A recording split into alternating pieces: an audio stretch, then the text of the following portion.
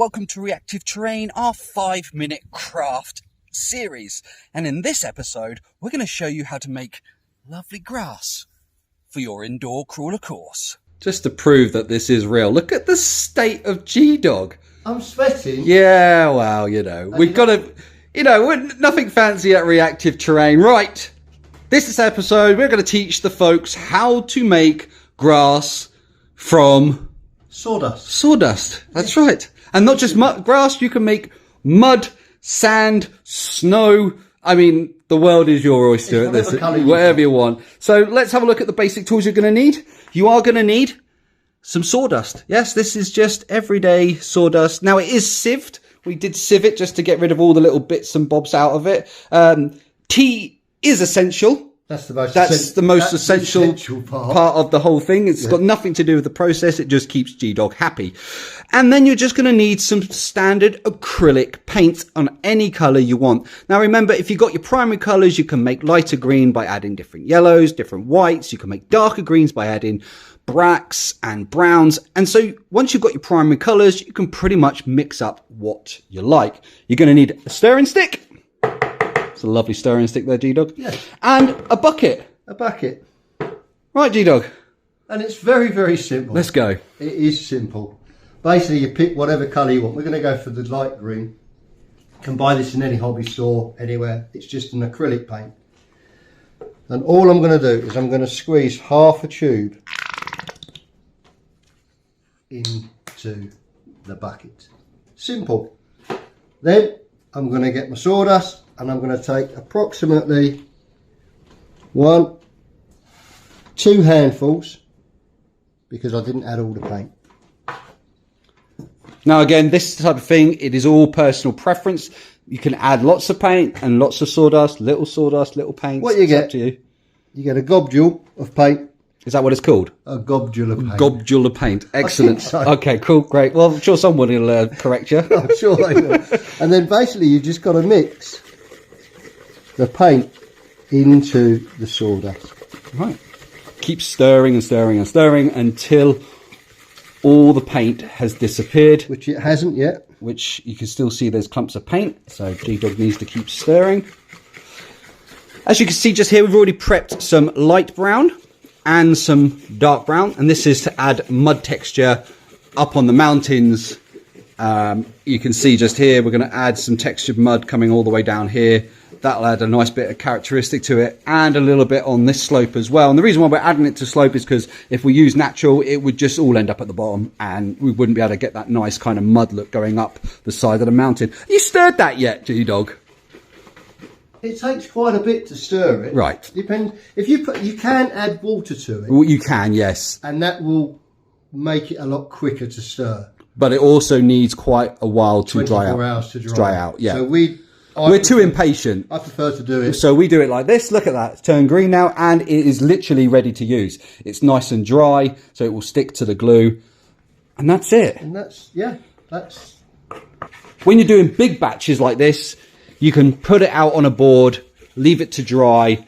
It takes about an hour to dry when we're not adding water to it. So it's real kind of ready to stick to the glue.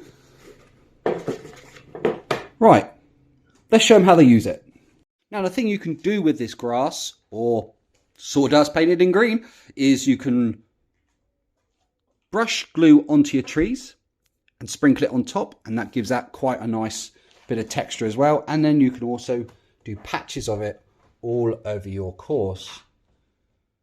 And to do that, you're just going to need a few things. You're going to need, what have you got there, G-Dog? I have Gorilla Glue. Ooh, the good stuff. I like Gorilla Glue for the simple reason is it's thick and you can kind of goes off really quick. Goes off quite quick, doesn't it? And it's pretty much waterproof, really hard wearing. So yeah, you want, if you want to do it properly, use the good glue. If you use normal wood glue, it tends to. I mean, PVA glue would. It would do the same thing. Yeah. If you've got plenty of time to kind of leave it to cure, then PVA will be suffice. So we're using water. We've got water on our course, which is why we're using Gorilla Glue. Okay, so you're going to need the grass that you've just made and a sieve, because it gives quite a nice texture. Right, I'll take those. You grab the sieve. And now we need to find a spot where we're going to add some grass. Is that dark grass, G-Dog? No, it's a light grass. Right, well, let's take this little section just here. We were on about putting some grass down here. Okay, so what we're going to do is just add some glue to the area. Take the brush. And again, this is kind of personal preference. Maybe you want it to go up the rock slightly, along the edges. You want to leave gaps, you know, in the rocks, just to add kind of that nicety of nature kind of not completely taking over. We'll bring it, I think we'll bring it right up into the moss.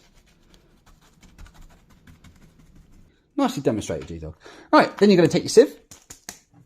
G-Dog's going to be my assistant. It's like having, you know, that sexy assistant when you're a magician.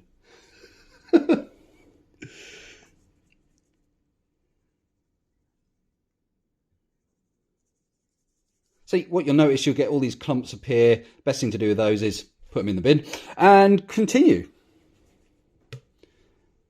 So now what that does is that gets most of the top area, but then you're going to need to use a slightly different technique to kind of get the uprights, and G-Dog's going to show you how he does that.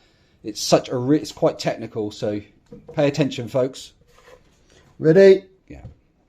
Yeah, that's right. That's as technical as you get. You throw it at the area. And then all the mounds that are left, you let it dry, 20 minutes, hoover it. Like we said, the next section is quite easy to do. Once it's all dry, simply take your wife's best hoover. No, not the wife's best hoover. Okay. If you can't use that, you can use a dustpan and brush just to Gently brush it off. brush it off. Okay. Good advice. We can use a hoover. But we've got a hoover. Yeah, we've just got an old banged out hoover that we use for everything. I have emptied the hoover so that any we suck up I can reuse. You can, yeah. So if you keep your hoover nice and clean, anything that you kind of back up, you can empty back into the pot and sieve and reuse it. Away you go. Right. Ready? Show them this technique. On.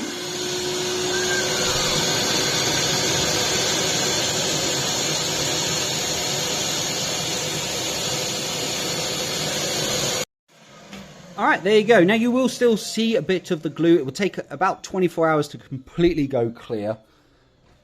And all you want to do is literally just hover the hoover a few mil above the grass, just taking out any of the excess, and that is done. Nicely demonstrated, G-Dog. Give yourself a pat on the back. Superb. Thank you. So that is our 5-minute craft. If that's something you really have enjoyed, then please hit the subscribe button. Hit the like button. And the notification bell. And I'll see you next time.